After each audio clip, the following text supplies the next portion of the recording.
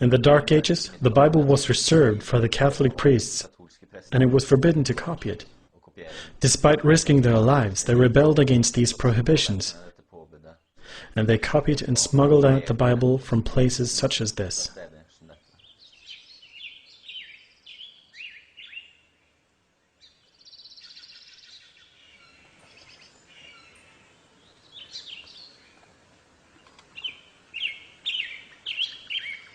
The mountains that girded their lowly valleys were a constant witness to God's creative power, and a never-failing assurance of His protecting care.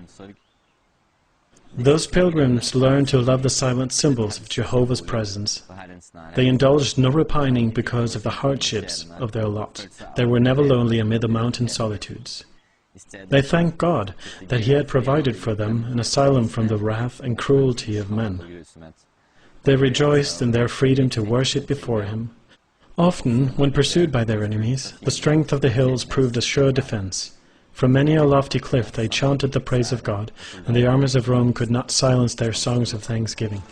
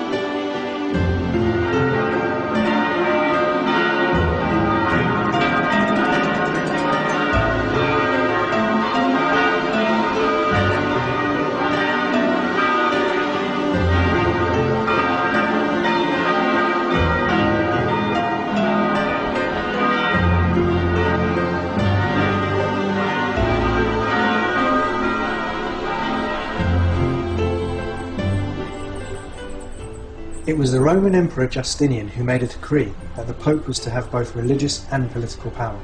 And when the Goths in 538 AD were driven out of Rome, then the Pope solidified his power. All this was prophesied beforehand by the prophet Daniel, the Apostle John, and Paul.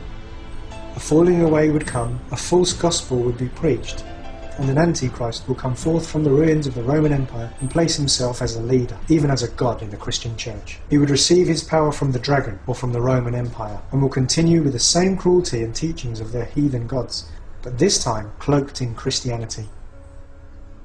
Here you can see the Roman gods Dionysus and Pan in Constantine, and Justinian's summer palace, proving they clung to their pagan gods despite outwardly promoting the Christian faith.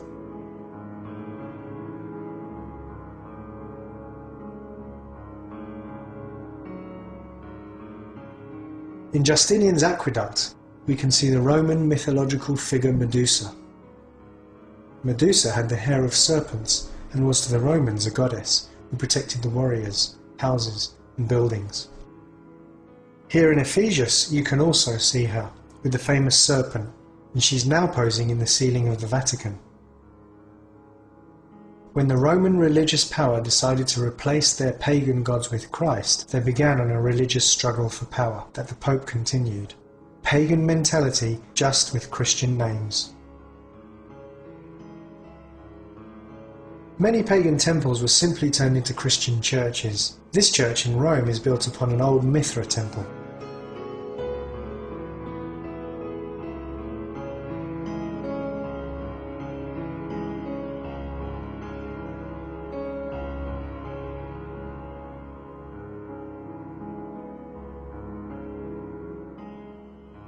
Mithra was the son of the sun god, the bringer of light and the saviour.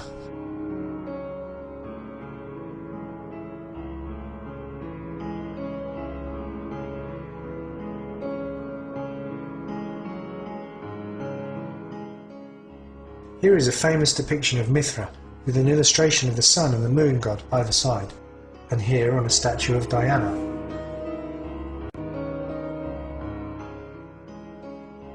Here, placed on either side of a crucified Christ in the Catholic Church.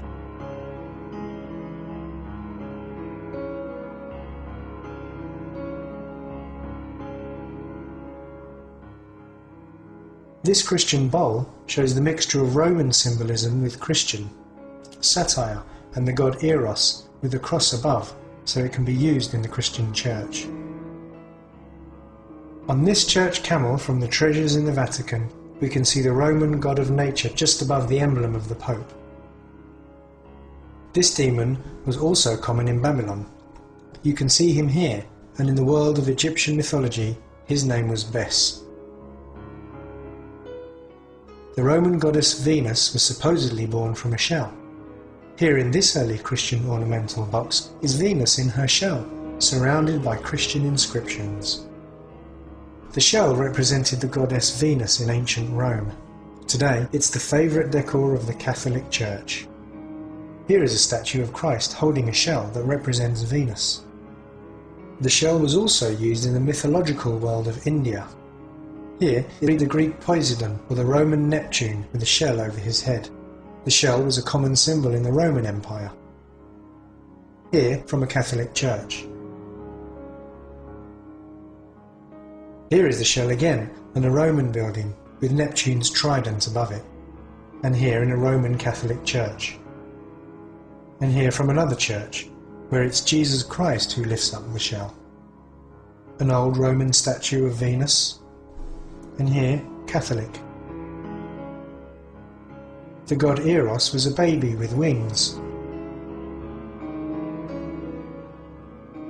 He was often depicted holding a bunch of grapes, and was a very popular decoration in the Roman Empire. Here's the god Eros in his new job, here in a Catholic church where he's holding the cross. Here, Eros is crowning Mary.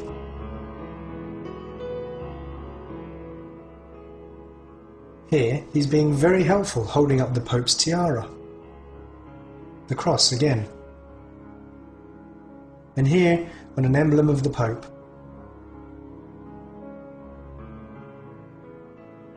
Here, the god Eros is counterfeiting baby Jesus. Many think that the halo is a Christian phenomenon, but it's not. It comes from paganism and the Roman Empire. Here's the god Neptune and his wife with a halo. Here's the god Sol with a halo on an ancient mirror. Here's the halo behind the head of the serpent from the time of the Emperor Augustus, a tradition that was Christianized by the Catholic Church.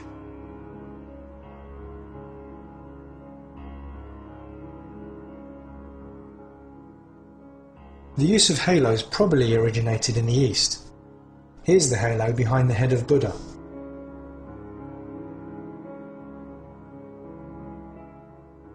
And 3 female figures, each with a halo. The Catholic Church has placed the halo behind the head of the Apostle Peter, and behind Mary, Jesus and the Apostles, and also their saints.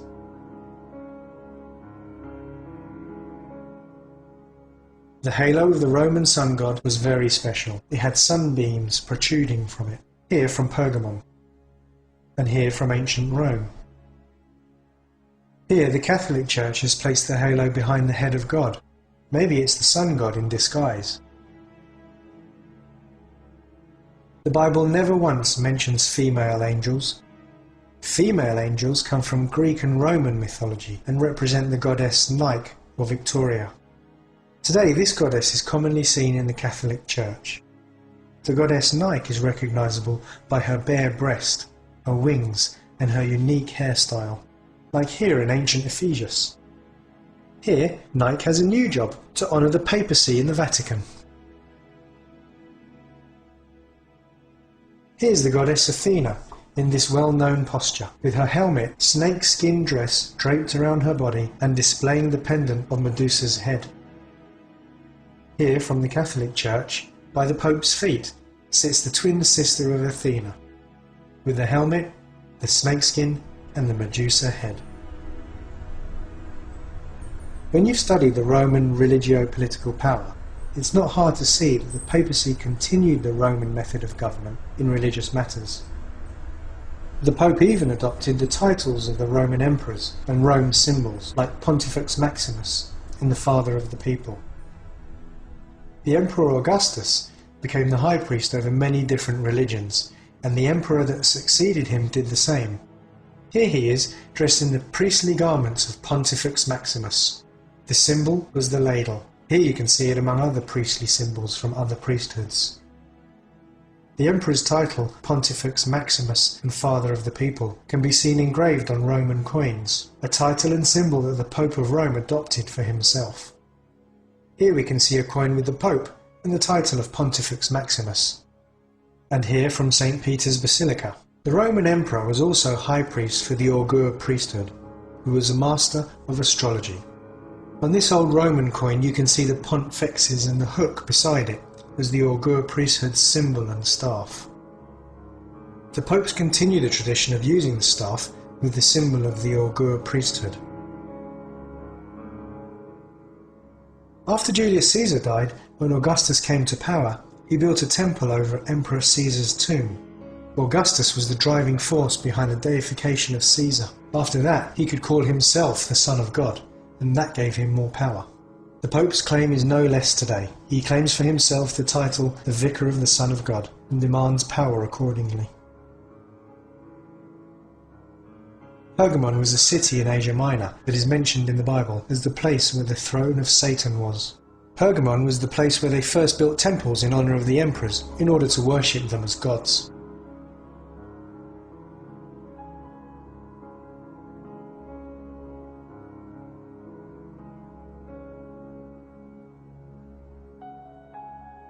The Christians in the Roman Empire suffered martyrdom because they refused to bow before any of the emperors. The Pope continued in the emperor's agenda, only cloaked in a Christianity, and succeeded therefore in duping Christians to bow before him and serve him.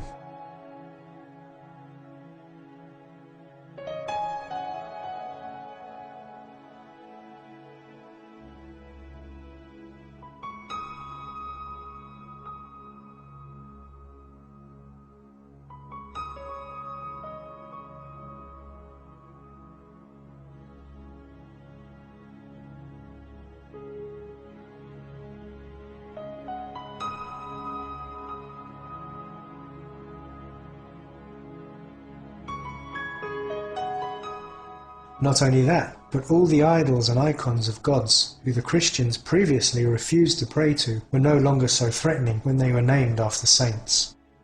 Notice this hand sign that can be seen on the statues of popes. Statues of Christ, and even in the Far East.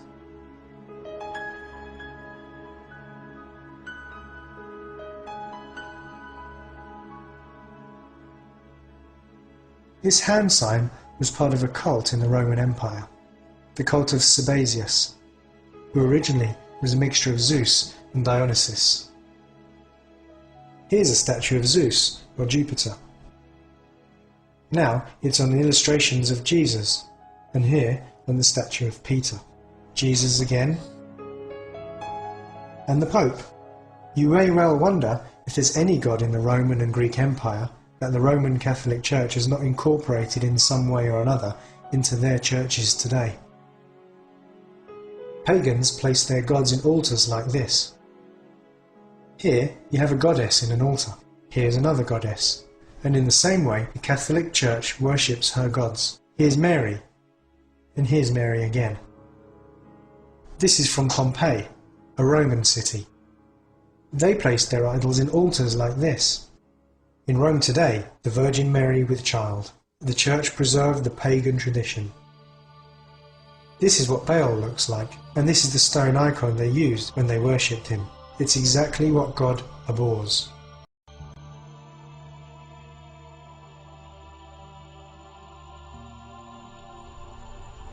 Catholics today use icons of Christ to pray to.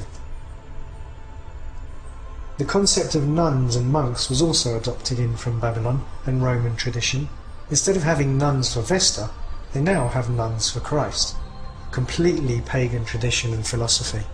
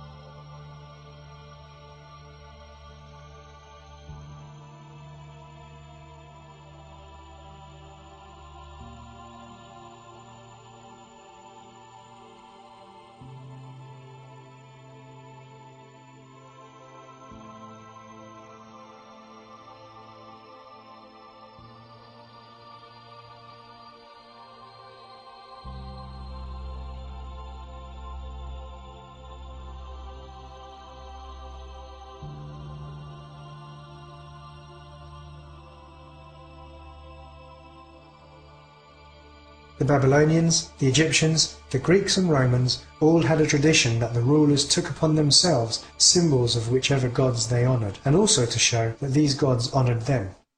The divine symbols also showed that the god was present there.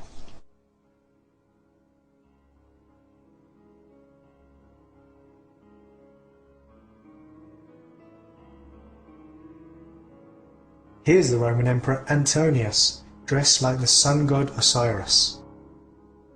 Here's Alexander the Great, with the attributes of the god Zeus, the horn.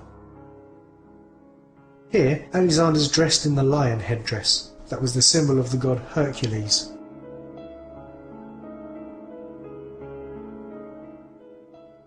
This woman, at the feet of the Pope in St. Peter's Basilica, is wearing the headdress of Hercules. Here's the Emperor Augustus, with the attributes of Jupiter, holding the globe, and before it was destroyed, he was holding the staff. And here from a Catholic church, here it's Jesus who holds the attributes of Jupiter, the globe and the staff. Here from pagan Pergamon. And the woman with the globe has also found her place in the Catholic Church. Here's the Greek god Zeus, with the well-known symbol, the bolt of lightning.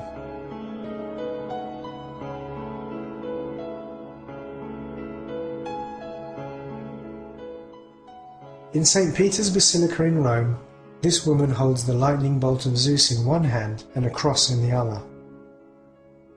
Others also hold Zeus's attributes, here again from St. Peter's Basilica. The sun god Sol's identification was of course the sun halo. Here again from St. Peter's Basilica in Rome, the woman at the feet of the Pope wears the halo of the sun and the cross. The god Isis with a snake entwined around her arm with its head held in her hand. Here you can see the same symbol in the Catholic Church.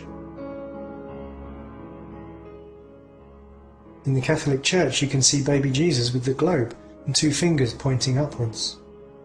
No different from what we find in the Far East, here with two fingers up and the globe in his hand. Here's Mary with the sun behind her and the globe in her hand. The Babylonians spread around the pagan religion over the whole world, especially in the Middle East. Under the Roman Empire, the world's religions were gathered together under one roof.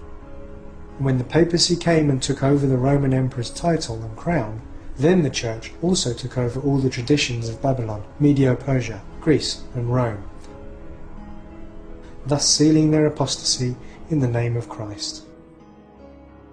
These cities in Babylon were once centres of religion, and their teachings were spread abroad by the travelling merchants. Originally, the false teachings of ancient Babylon spread around the future nations of the world, when the Tower of Babel failed and the people were dispersed. This is where the sun god originated from, and therefore sun worship.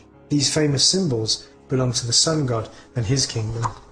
Among them, solar wheel, solar cross, the sun and eagle's wings, the serpent and the moon. Here you can see all these symbols together, the cross around his neck, the serpent on his head, the half-moon and the sun over his head, and the eagle's wings at the top. The sun god was the giver of life. Here the sun delivers the Ankh, or life. Shamash, the Babylonian sun god, had this symbol, the straight-edged cross and the wavy sunbeams emanating from it. Here's the sun god on his throne with his mark on the altar in front. Here's the mark of the Babylonian sun god in a Catholic church, with two people inside who are supposed to be Mary and Jesus. The church developed this symbol. Here's another cross with the undulating sunbeams. The Babylonian pendant shows a very special design, the straight sunbeams and the undulating sunbeams all mixed within each other. And here we see the same symbol in the Catholic Church, who clearly keep Babylon's tradition.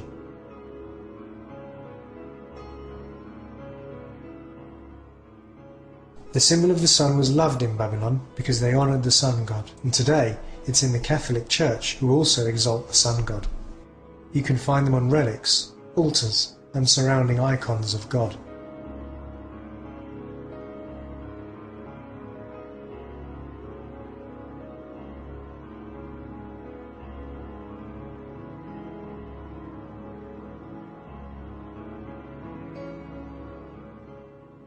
From St. Peter's Basilica again, the woman at the feet of the Pope is holding the sun as if it were her baby. Here's another at the feet of the Pope, and the sun on her chest.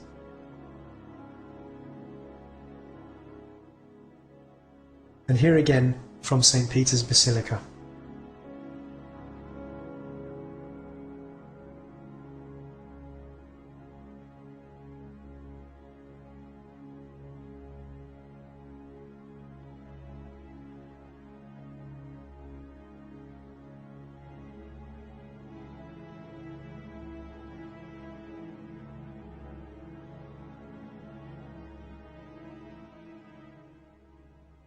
The God in heaven never intended for sun symbols to be mixed into worship for him, nevertheless, here in the Catholic Church.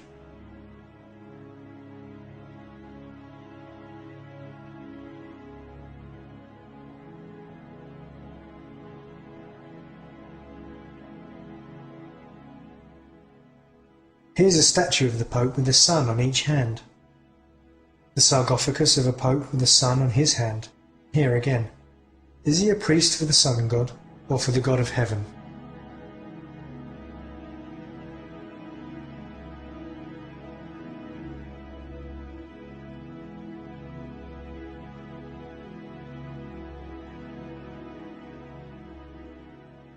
The solar wheel was also famous in sun worship in Babylon. Here also from Babylon.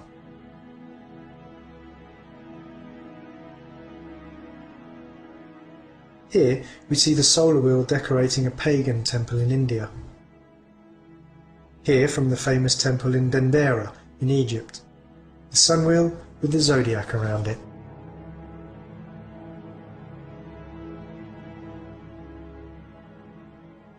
And here we see Mary lifting up the solar wheel.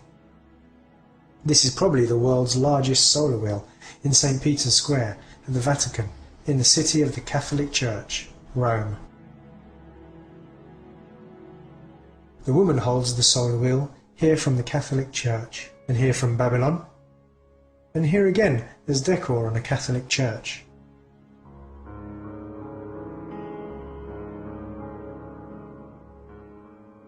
The half moon is also a famous religious symbol from Babylon, here with the sun above it. Here on a seal from Babylon. Here again on another artifact. Here we have the Egyptian god with the same symbol, here again from Babylon. Here in front of a Catholic church you see the symbol by the foot of the cross with the famous Babylonian symbol in the centre. The most common place we find this symbol is in the Catholic Church, on the object they keep the Eucharist on, or the communion bread. The object has the form of the sun with the half moon inside it. When one places the Eucharist in the half moon, then one has the complete Babylonian symbol.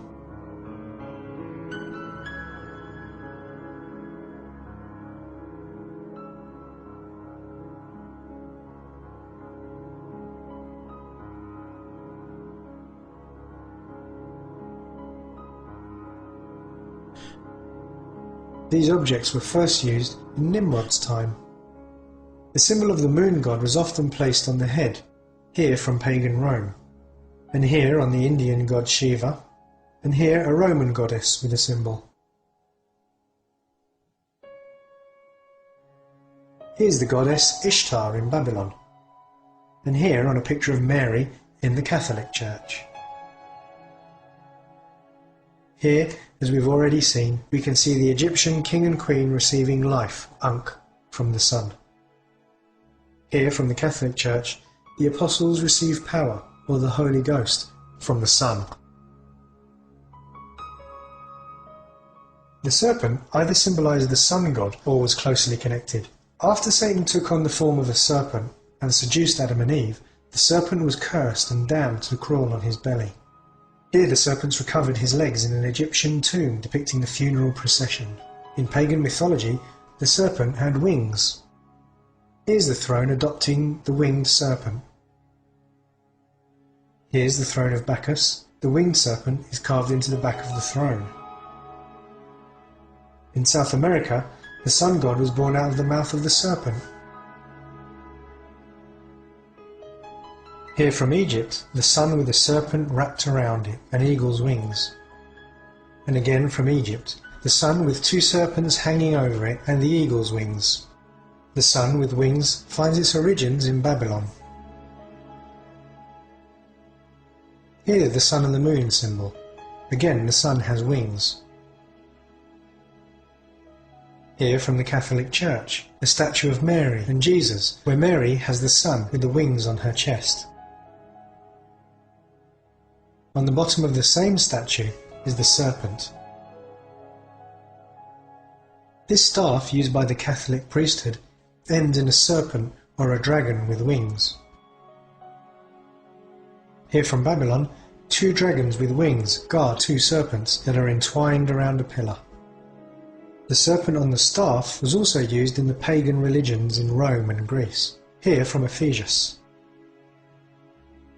In the city of Pergamon, the god that carried the serpent on the staff was the most popular attraction. Here from Asia Minor.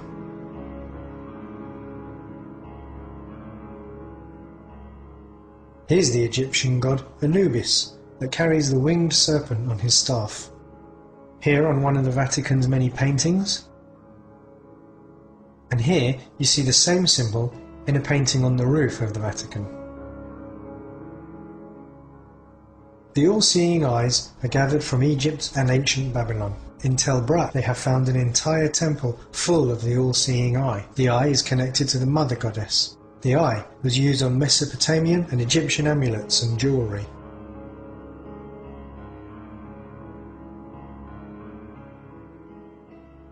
The mythological eye has now been adopted into Christianity, here from the Catholic Church. Here we see the eye inside the triangle, surrounded by the sun.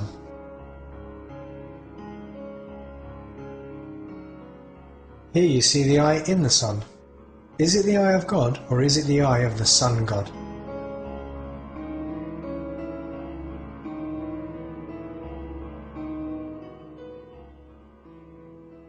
In Babylon, they used the rosary, which was also used in Eastern religions.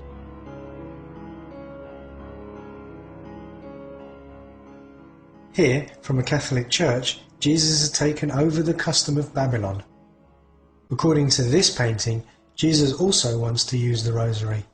This custom is identical to paganism.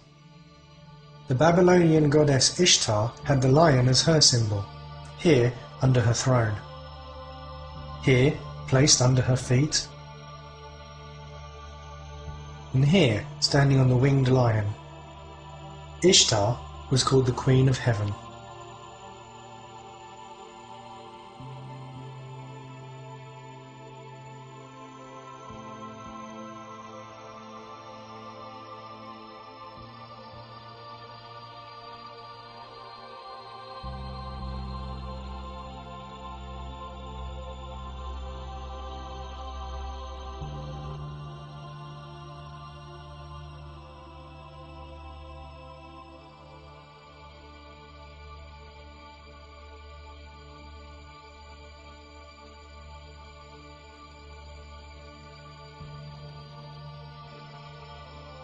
Here from the Vatican, Mary is riding the winged lion with a cup in her hand.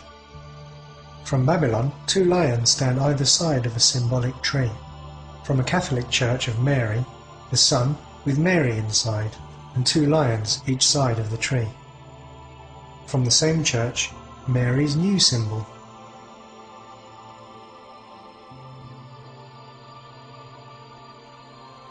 The Queen of Heaven on the lion was often depicted with the stars surrounding her head.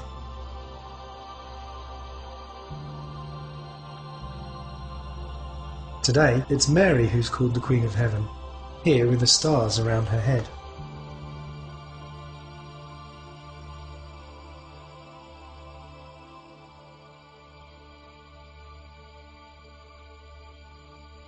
The goddess Artemis was pictured with 2 outstretched arms, like a mother reaching out for her children.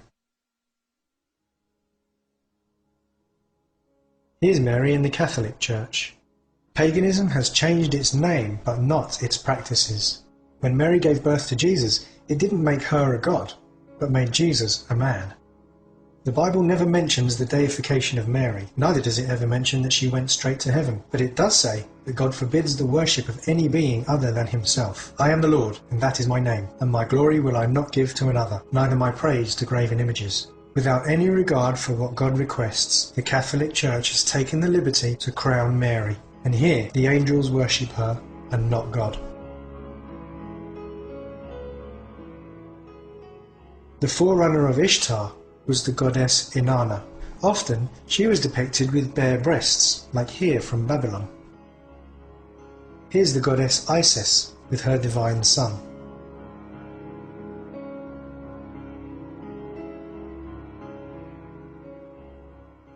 Here's the Roman goddess with her Eros. And here again, Roman. A very popular symbol now taken over by Mary. A bare breast here again from the Catholic Church.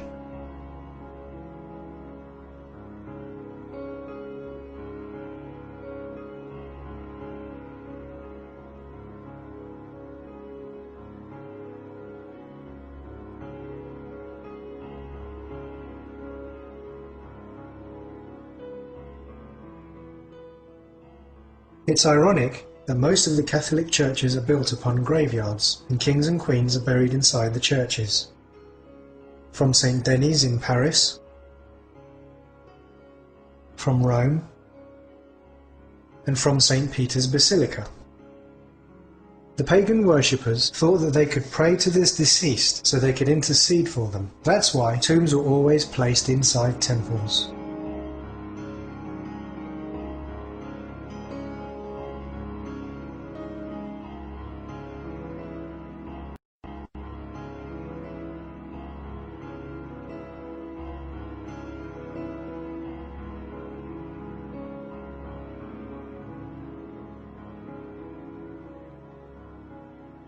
As we said, Emperor Augustus also built a temple for Caesar's tomb, and the Catholic Church adopted this Roman tradition. Here, from the Catholic Church, a place to kneel in front of the casket.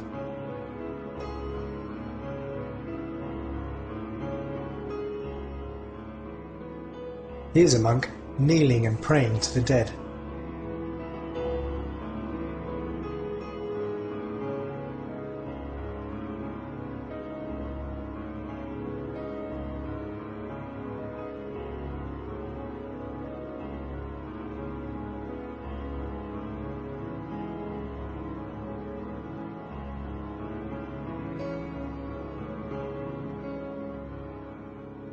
The Catholic Church continues the apostasy. Here, baby Jesus is covered in gold. Here's an idol of God in gold.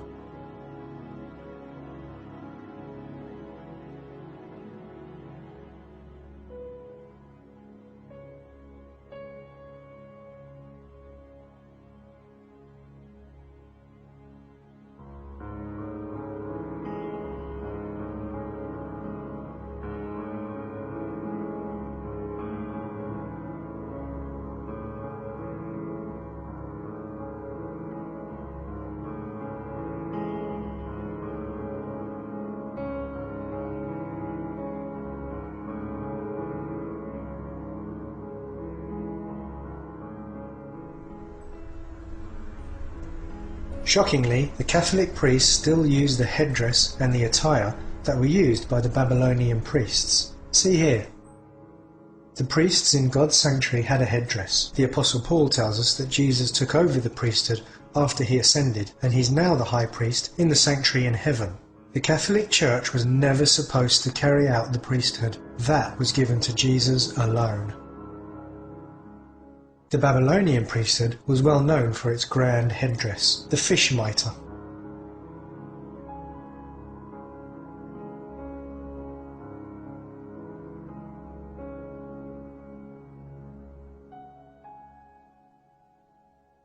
Here a deceased pope with a mitre.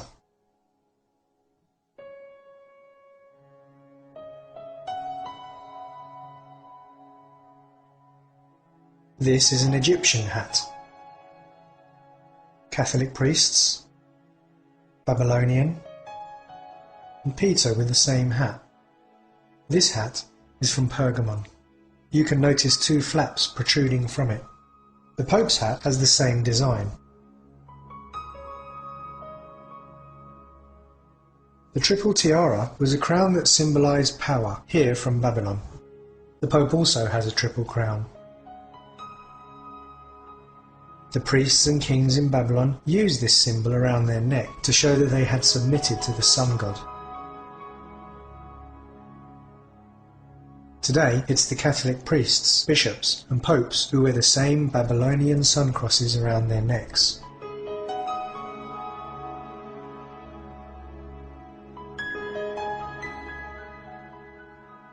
Here we can see it from the sun cult in South America.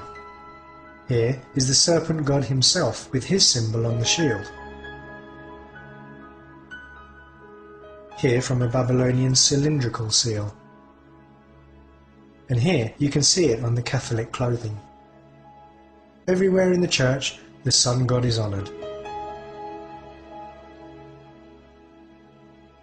This was also the symbol of Baal, with a circle around the cross. Now, Baal's symbol is placed behind the head of Christ in the Catholic Church. Do you recognise this church symbol?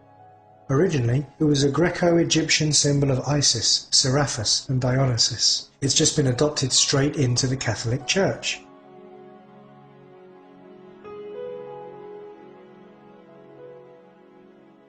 Babylonian priests wore floral symbols on their wrists. Here in the Catholic Church, and the Pope with the same flower in his hand.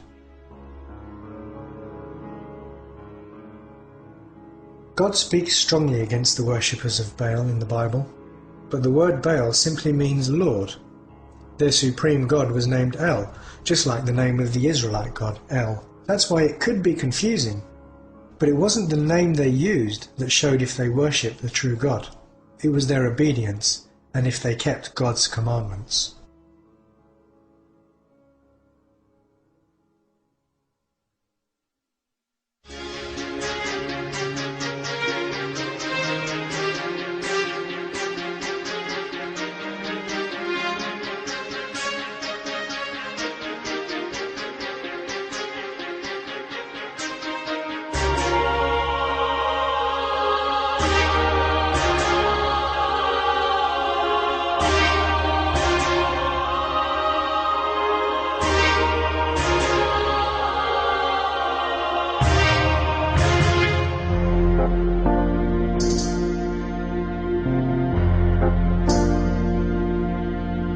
There's a light that shines in the dark when you follow it.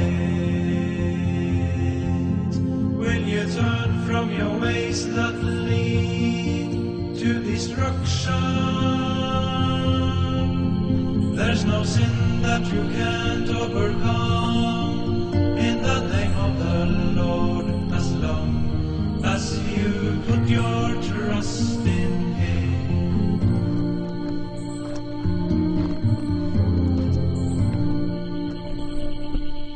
Why does God warn us so strongly against this church and say that its leader is the Antichrist?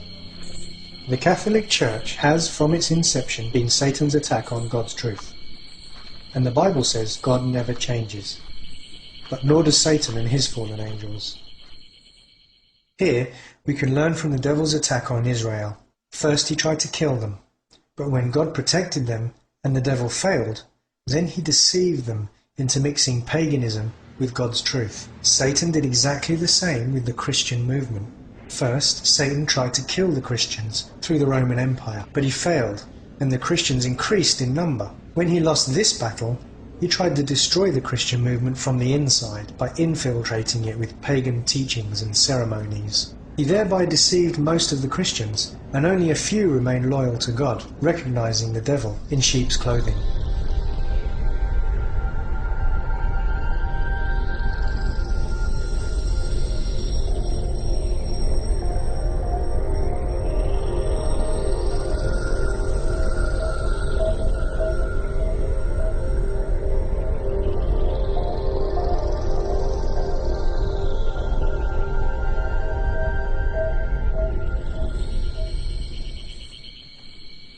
To deceive the Israelites into worshipping Baal, Satan tricked them into praying to the dead.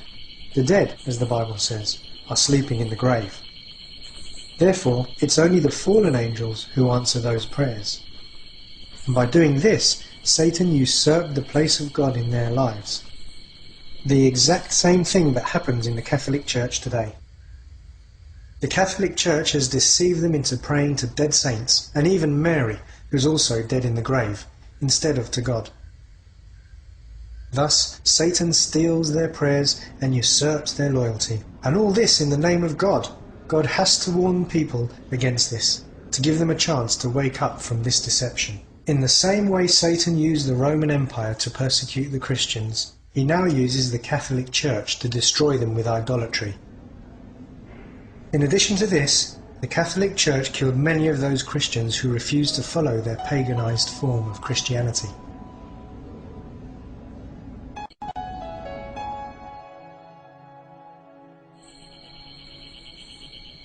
With his success, he mocked God with icons and idols and the teachings of Catholicism. Most are blinded that they fail to see what's happening around them. Satan uses all his power to destroy the true understanding of Christ through those who call themselves his representatives but do the total opposite of his will. When Jesus came, he said he was not going to take honour upon himself, but those who would claim to come after him would take honour for themselves. Where Jesus dressed humbly, Satan dressed the Pope like a king,